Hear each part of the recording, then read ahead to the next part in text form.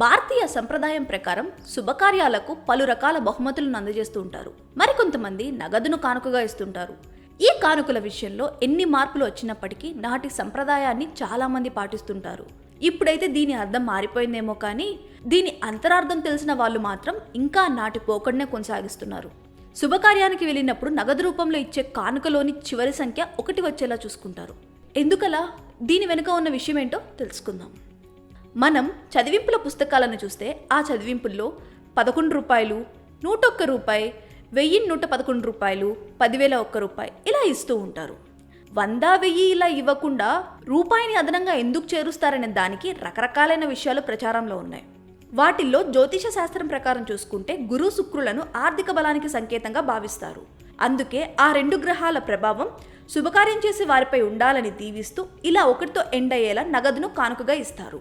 కొందరు నాణేలను లక్ష్మీదేవితో పోలిస్తారు. అందుకే నోట్లతో పాటు నాణాలు ఇవ్వడం వల్ల ఆ కుటుంబంలో ఐశ్వర్యం తొలతూగుతుందని నమ్మకం.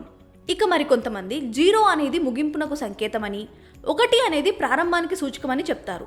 గణిత శాస్త్రం ప్రకారం చూసుకున్న 0తో ఎండ్ అయ్యే సంఖ్యలు విభజించడానికి వీలుగా ఉంటాయి. అదే 101, 501 లాంటి సంఖ్యలు అలా కుదరదు.